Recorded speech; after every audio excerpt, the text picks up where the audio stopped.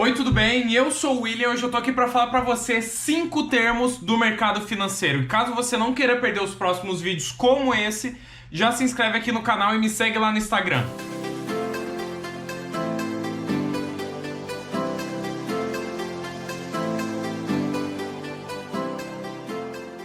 Bom, antes de mais nada eu tenho que dizer para vocês que esses termos que eu tô falando aqui são utilizados em análise técnica. Esses gráficos malucos que vocês normalmente não entendem e que eu também não entendi e achava que era bruxaria, e quando alguém me falava sobre eu achava que a pessoa estava inventando, estava mentindo para mim. Mas na verdade é ciência. O primeiro termo é tendência. Dentro do mercado financeiro, da bolsa de valores, dentro de um gráfico, nós temos tendências de alta e tendências de baixa. Nada mais é do que topos e fundos descendentes numa tendência de baixa, como da imagem aqui, ou numa tendência de alta, fundos e topos ascendentes, levando o preço para cima de forma consistente. E o segundo deles é consolidação. Bom, o preço só pode fazer 3 tipos de movimento. Ele pode subir, ele pode descer ou ele pode ficar parado.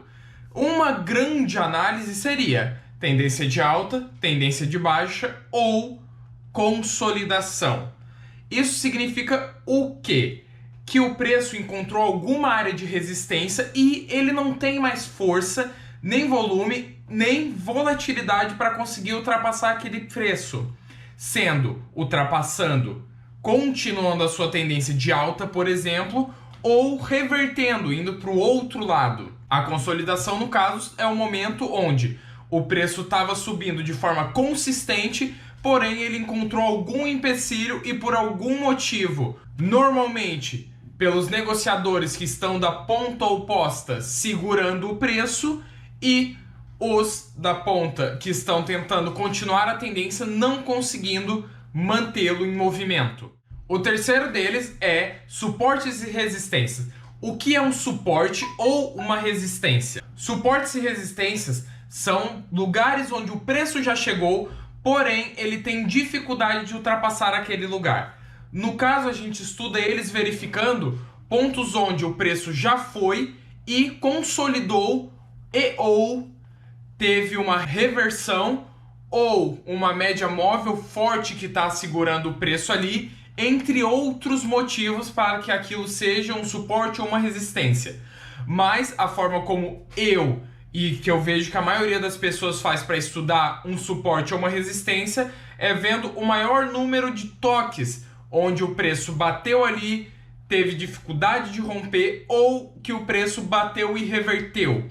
No caso, existe uma máxima onde os suportes perdidos viram resistências e as resistências vencidas viram suportes. E no caso, o suporte é uma dificuldade do preço ultrapassar embaixo do lugar onde o preço está agora, e uma resistência é uma dificuldade acima de onde o preço está agora. Então, se ele for tentar fazer uma tendência de baixa, ele vai ter que romper aquele suporte. Caso ele vá fazer uma tendência de alta, ele vai ter que romper aquela resistência.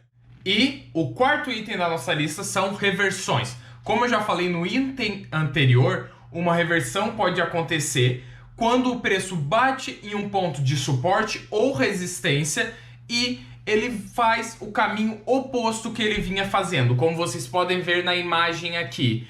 O que acontece? O preço vinha em uma tendência de baixa fortíssima, rompendo todos os outros suportes. Porém, ele chegou em um ponto onde o suporte era mais forte do que a volatilidade que o preço tinha naquele momento.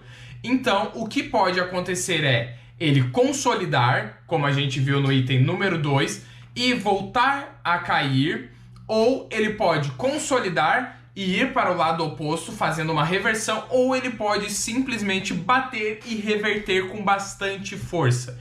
Esse tipo de coisa acontece e é mais comum do que você imagina.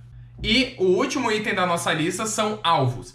Alvos a gente fala que são lugares onde o preço provavelmente vai chegar. A gente determina esses lugares de acordo com projeções de Fibonacci estudo do preço de Fibonacci, médias móveis, topos e resistências anteriores, entre outras formas de estudo. Mas o negócio é que alvos são lugares onde o preço provavelmente vai chegar de acordo com a movimentação que ele está fazendo nesse momento. E a partir disso a gente estuda o movimento que o preço está fazendo agora para poder efetuar o nosso trade. Por exemplo, a gente vê um candle bonito desse e a gente compra. A partir disso, existem algumas formas de fazer um estudo de alvos. A projeção de Fibonacci funciona mais ou menos assim, pelo menos é a forma como eu utilizo, e nós temos o preço, o alvo ali. Na verdade, não tem realmente muita diferença em qual método é utilizado. O grande lance é que os alvos são lugares onde o preço provavelmente vai chegar.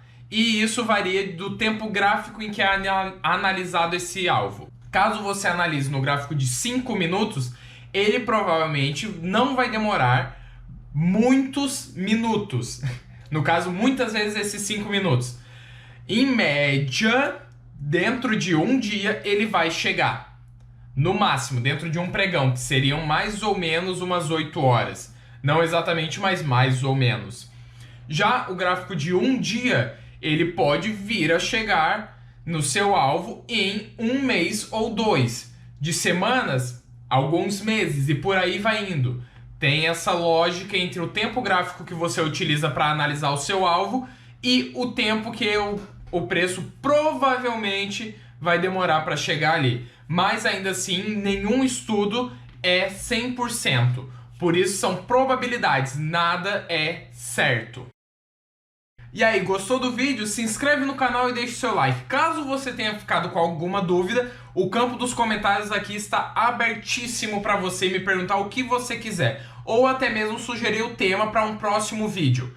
Caso você queira ficar por dentro do meu conteúdo e poder opinar no que vocês vão ver aqui dentro do canal, me segue lá no Instagram, que esse final de semana eu vou estar fazendo algumas perguntas para vocês do que vocês desejam ver aqui no canal daqui para frente. Lembrando que esses não são todos os termos do mercado financeiro, mas são alguns mais comuns que no início a gente tem dificuldade de entender o que é. Então eu quis trazer aqui para vocês, para caso você entre uma conversa com alguém que é trader ou está estudando trade, você consiga entender do que é que essa pessoa está falando e não fique perdida dizendo, não, mas eu faço meus investimentos, e acabar tendo que dizer que você não sabe nada sobre análise técnica e que você não entende esses termos do mercado, que são conceitos bem simples, mas que puramente pelo nome deles não dá de se chegar a uma conclusão lógica do que exatamente são.